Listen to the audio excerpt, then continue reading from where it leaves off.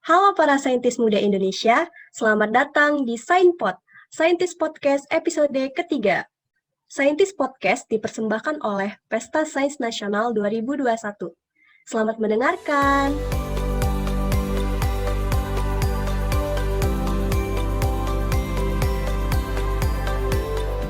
Halo, saintis muda dimanapun kalian berada. Apa kabarnya nih? Semoga masih tetap dalam keadaan sehat dan tentunya tetap semangat untuk menjalani hari-harinya ya. Hari ini ditemani oleh aku, Sifda Afizakia, dan rekanku. Zulfa Meilida. Kali ini kita kedatangan tamu spesial yang pastinya sangat menginspirasi. Siapa tuh Sifda? Ada Kak Hana dari FMIPA IPB Angkatan 55. Nah, sebelum itu kita sapa dulu ya. Halo Kak Hana, selamat datang. Halo semuanya, Cipta dan Zulfa. Wah, bagaimana nih Kak kabarnya? Alhamdulillah, aku sendiri sehat walafiat dan juga keluargaku juga sehat di sini. Alhamdulillah. Nah, supaya teman-teman saintis muda di luar sana semakin mengenal Kak Hana nih, kan karena ada pepatah katanya kan kalau nggak kenal maka nggak sayang ya. Untuk itu boleh dong Kak, diperkenalkan dirinya dulu. Silahkan Kak Hana. Oke, sekali lagi halo semuanya. Perkenalkan, namaku Hana Salsabila Firdausi atau biasa dipanggil Hana. Aku mahasiswi semester 7 Departemen Biokimia, Fakultas Matematika dan Ilmu Pengetahuan Alam, IPB University, Dramaga Bogor, Jawa Barat. Dan mungkin aku dikenal sebagai sekarang wakil ketua dari Community of Research and Education in Biochemistry. Itu adalah organisasi perkumpulan mahasiswa biokimia FMIPA IPB University tentunya. Dan selanjutnya aku juga menjadi penerima dari beasiswa Tanoto Foundation, tepatnya beasiswa teladan tahun 2019. Jujur aku tercengang ya disebutin segudang kesibukan Kak Hana gitu. Tapi ngobrolin masalah FMIPA nih, tentunya nggak asing sama satu kata ini, Zul. Tahu nggak? Apa tuh Sifda? Pasti nggak asing sama kata-kata saintis. Iya nggak sih? Nah, kalau menurut Kak Hana sendiri nih, makna atau definisi dari saintis ala Kak Hana itu seperti apa, Kak? Boleh minta tolong dijelaskan. Oke, saintis yang aku pahami ya sains itu yang dari bahasa Inggrisnya itu diserap dari bahasa Yunani, scientia, yang artinya ilmu. Tapi yang aku pahami juga, ada juga yang mengartikan itu sebagai pesona atau keindahan.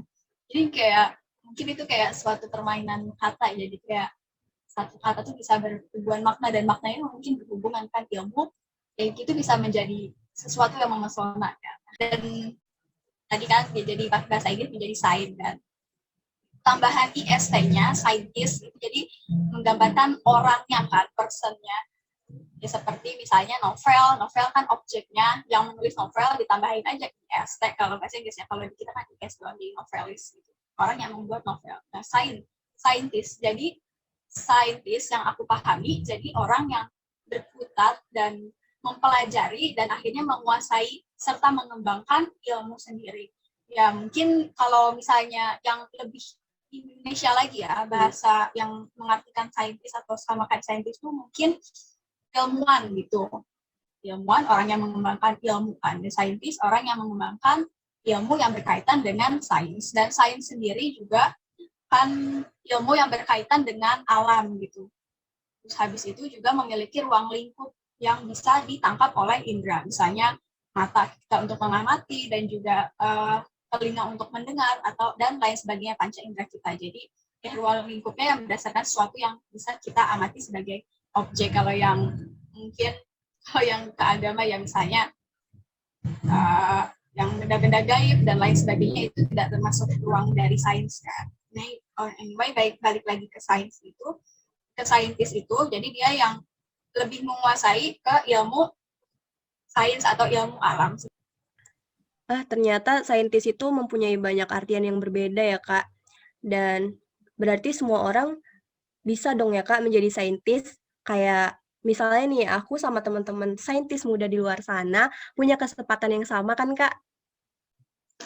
Iya, aku setuju sih dengan gagasan tersebut bahwa semua orang bisa menjadi saintis. Karena di sini saintis tadi kan ranahnya orang yang tertarik, pertama kan tertarik dulu, terus akhirnya mempelajari dan akhirnya juga menguasai dan terus mungkin mengembangkan gitu. Saintis itu adalah tahapan awal gitu sebelum kita menjadi peneliti. Kalau peneliti kan mungkin lebih ke yang arah profesionalnya. Mungkin nanti kita juga bisa bahas gitu karakteristik yang seharusnya seorang saintis, apalagi kita muda ya, saintis muda tahu dan menjadi bekal untuk kita untuk nanti ke depannya. Mungkin seperti itu. Waduh, memang dari pengertiannya sudah banyak dan memang bervariasi. Nah, kebetulan tadi Kak Hana juga sudah menyinggung nih mengenai hal-hal atau karakter apa sih yang sebenarnya perlu kita persiapkan gitu atau perlu dimiliki untuk menjadi seorang saintis. Nah, boleh nih Kak, dibagikan kepada teman-teman saintis muda di luar sana. Oke, tadi kan sudah kita sepakati bersama-sama kan kalau semua orang tuh bisa jadi saintis, nggak ada syarat ya bakat atau genetik yang dari bawaan mana lah, nggak ada. Maksudnya itu kayak cuma stigma-stigma aja, apakah harus pinter, harus IQ-nya 200 plus, enggak kok, enggak se-strict itu gitu untuk menjadi seorang saintis. Nah, tadi juga hal-hal yang diperlukan untuk menjadi seorang saintis, mungkin aku lebih ke karakternya ya, yang pertama. Karakternya tentunya harus kepo atau ingin tahu gitu. Kepo ke objek-objek tadi yang diamati di alam. Atau juga bisa kepo dari suatu masalah gitu. Mungkin yang sekarang berkaitan sama kita gitu kan. Misalnya tentang pandemi COVID gitu kan. Kita juga bisa meneliti dari situ, awal dari kekepoan kita. Oh, ini virus yang sangat kecil gitu, yang malah nggak kasat mata, berapa mikron, lebih kecil dari sel, kok bisa sampai bikin orang mengalami banyak gejala dan akhirnya meninggal kayak gitu. Itu kan berawal dari sebuah kekepoan kayak gitu, dan akhirnya bisa berlanjut ke penelitian dan akhirnya menghasilkan data dan fakta yang bisa dipahami oleh orang lain gitu. Dan juga bisa untuk kemaslahatan nanti di masa depan bagaimana kita mencegah pandemi di yang selanjutnya, di generasi selanjutnya gitu. Yang kedua mungkin jujur. Ini berdasarkan yang ada dosen yang bilang ke aku waktu dulu aku semester 1. Jadi saintis itu boleh salah, boleh kita melakukan kesalahan ya. Mungkin karena efek manusia nggak sempurna juga kan. Cuma nggak boleh bohong.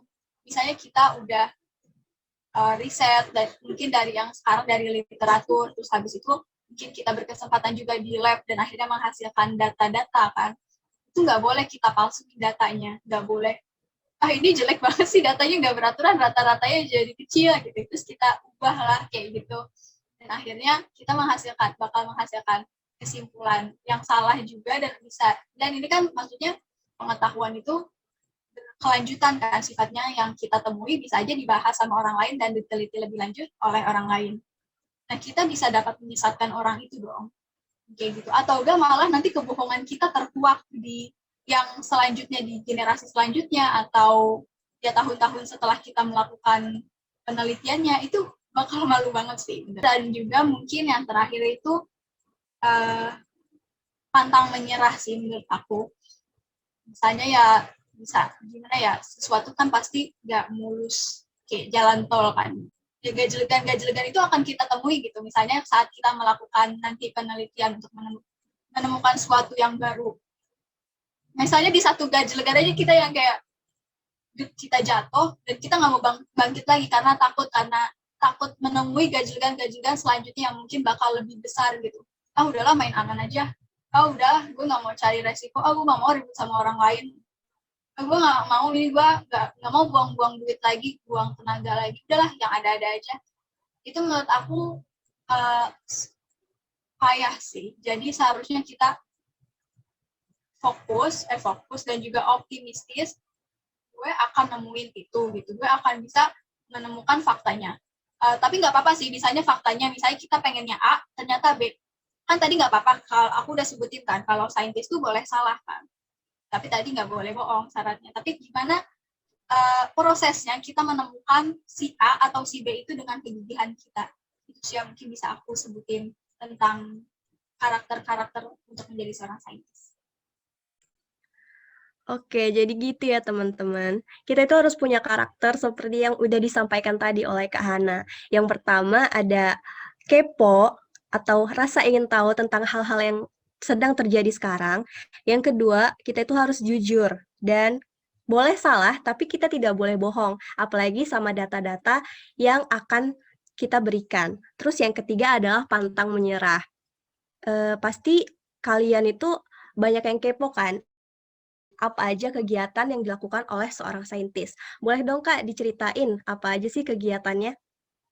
Oke, apa aja yang dilakukan sebagai seorang saintis ya? Tadi mungkin untuk persiapan tadi ya, menyesuaikan diri kita untuk menjadi figur-figur tadi, orang dengan karakter yang tadi yang kepo, jujur, dan juga pantang menyerah tersebut. Nah, kita setelah mengkondisikan diri kita bakal seperti itu, terus kita lanjutkan, misalnya kita ingin running sebuah penelitian gitu.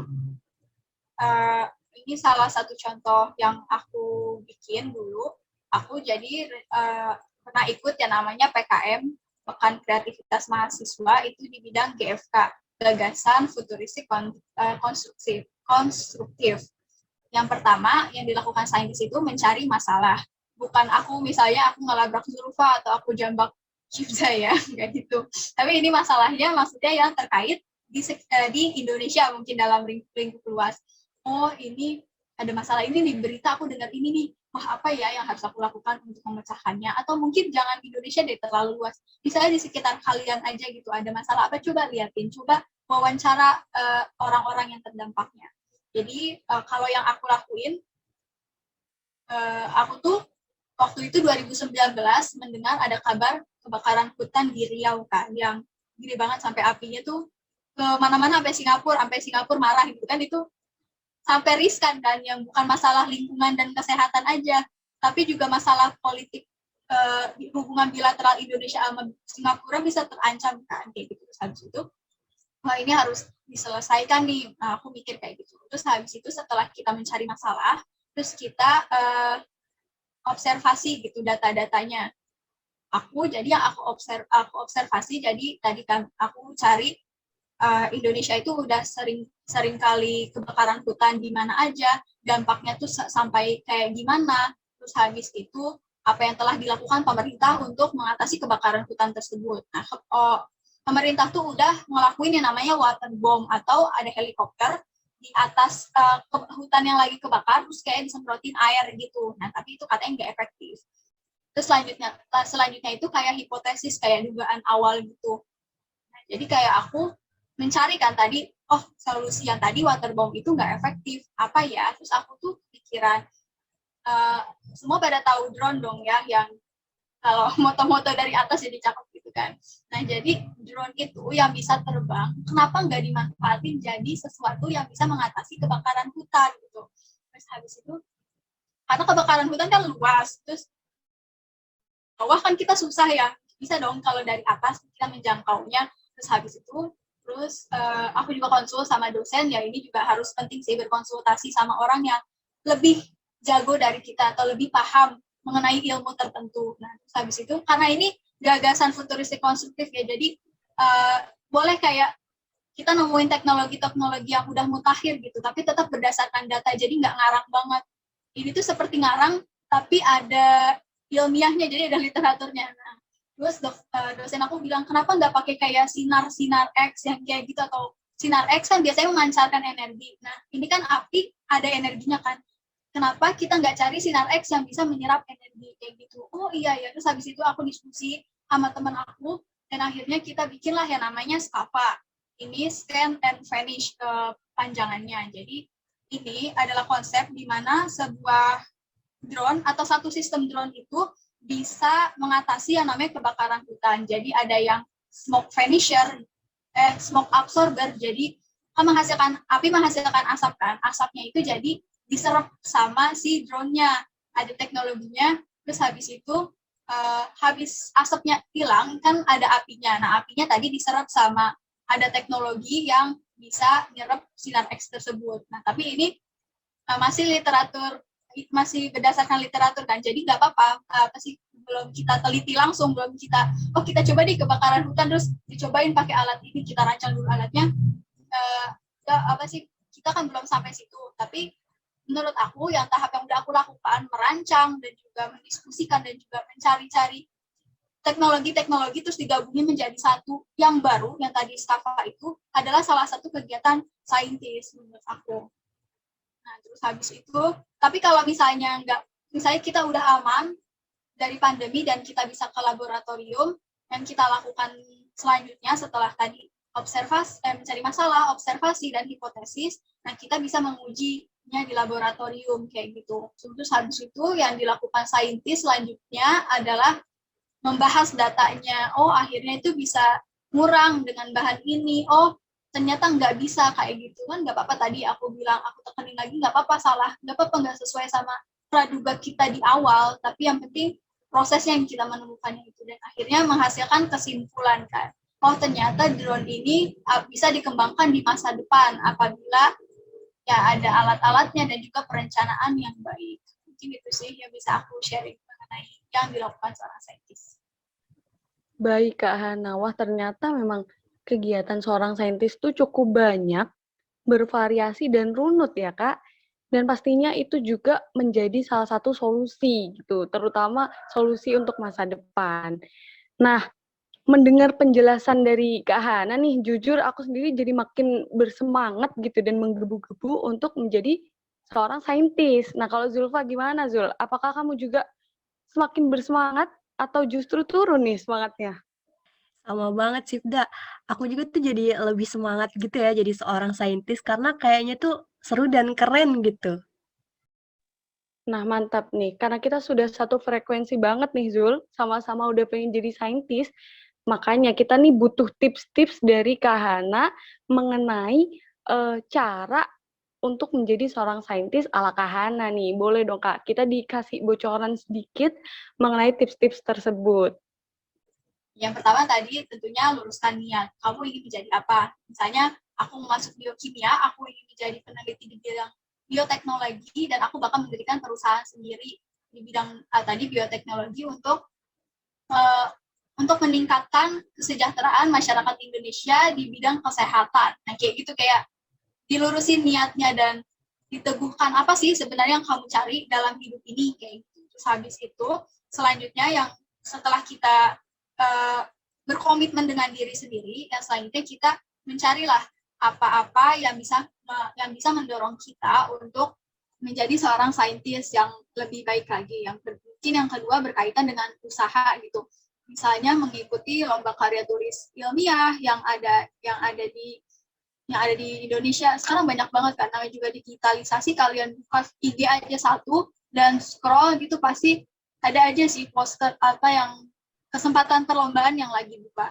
Namun aku nggak menutup gitu, misalnya kalian nggak serk nih di LKTI, boleh juga kita ke lomba yang lain, misalnya podcast dan kita lihat temanya, oh temanya tentang kreativitas saat pandemi. Nah, itu juga bisa kita taruh gitu kan, dengan ilmu. Misalnya tadi ada anak yang fisika, gimana sih kita kayak fisik hack gitu di kehidupan kita, jadi pakai ilmu fisikanya untuk membantu kehidupan sehari-hari, pakai podcast, dan kalian sajikan itu lewat podcast atau video gitu. Jadi nggak terbatas aja, nggak harus LKTI kayak gitu. Dan juga mungkin kalau yang teman-teman SMA di sini kan, yang lagi dengerin anak SMA, anak MA dan SMK atau ya SMA sederajat, itu bisa banget menurut aku mengikuti PSN kan. Banyak pilihan, yang mungkin ada yang lebih suka tadi bikin esai atau karya tulis, ada cabangnya yang aku rasa ada ya. Terus habis itu ada juga yang mungkin lebih suka ke teori atau memecahkan persoalan gitu. Di PSN juga ada menurut aku. Kalau misalnya kalau lagi kuliah itu nggak telat sih, tapi alangkah lebih baiknya kita memulai lebih awal kan, waktu lagi SMA gitu, pandemi gini gabut tuh ngapain ya, aku ingin men-challenge diri aku gitu, mengikuti PSN gitu, karena tadi kan selain kita dituntut untuk menjadi seorang saintis, kita juga soft skill-nya terasah banget menurut aku, bisa kerja sama teman gitu yang satu tim sama kita juga bisa public speaking-nya terasah waktu misalnya lolos presentasi gitu, gimana cara kita memukau audiens dan juri dan lain sebagainya. Terus habis itu udah men-challenge diri kita. Mungkin yang ketiga, tips dari aku juga, kita minta feedback-nya ke orang lain. Kan tadi mungkin udah mengikuti perlombaan gitu ya. Misalnya kita menang ya, alhamdulillah gitu kan. Bersyukur, jangan sampai ya menyombongkan diri lah atau jumawa kayak gitu. Namun kalau kita kalah, mungkin nggak apa-apa sih. Aku juga sering kalah tapi ya let it go aja. Sedihnya sehari ya. Paling aku bawa tidur, aku paling bawa ngelakuin me time kayak gitu. Terus habis itu aku bakal cari, wah sumber kesalahan aku di mana kok sampai nggak menang kayak gitu. Terus kalau misalnya deket sama jurinya, aku tanyain saya salahnya di mana kayak gitu. Jadi kayak ada evaluasi berkelanjutan. Gitu. Terus habis itu mungkin jadi saintis juga. Tadi kan aku udah bilang jangan patah semangat gitu. Misalnya pandemi tadi aku udah bilang kan, harusnya ke laboratorium gitu kalau nggak pandemi. Tapi bisa loh kita ngelakuin penelitian yang di rumah gitu. Ini aku baru ikut seminar dosen kemarin di biokimia. Dia bilang kalau penelitian tuh bisa di rumah dan menggunakan alat-alat yang bisa kita temui gitu. Kata dosen aku sih, ini inspirasinya dari Isaac Newton, saintis yang menemukan teori gravitasi. Jadi dia tuh nemuin teori yang gravitasinya yang kita belajar dari SD itu waktu lagi pandemi. Waktu itu pandemi Black Plague, kalau nggak salah ya, di Eropa yang sepertiga masyarakat Eropa tuh meninggal gara-gara Black Death tersebut gitu. Terus akhirnya Newtonnya yang awalnya lagi kuliah kan dia pulang ke kampungnya kali ya di daerah desanya gitu, dan akhirnya dia mungkin kayak mungkin gabut gitu ya. Kan kalau sekarang kan disuruhnya kuliah online kan, pakai HP, pakai laptop, kan kalau zaman dulu nggak ada. Jadi mungkin dia mendapatkan waktu luang dan mungkin juga dia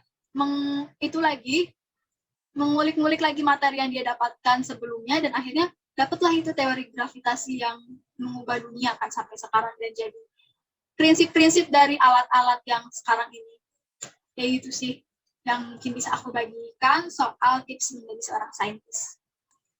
Wah, makasih banyak ya Kak Hana udah dikasih tahu nih tips-tipsnya untuk jadi seorang saintis.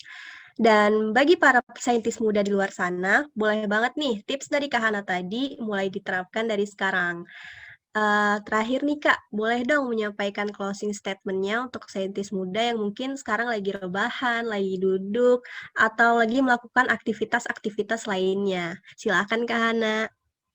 Mungkin aku lebih ke berpesan sih ke para pemuda yang mungkin anak SMP, usia SMP, SMA, dan mahasiswa baru, mahasiswa awal-awal, semester awal. Aku menjadi saintis itu bukan suatu yang memusingkan atau bahkan kurang keren dari profesi lainnya yang seperti dokter atau lawyer dan lain sebagainya. Saintis itu keren banget. Karena apa? Karena kita mengobservasi, tadi bahasa ringannya itu kita melihat apa yang terjadi di sekitar kita, lalu menimbulkan keingintahuan dan rasa ingin memecahkan masalah tersebut.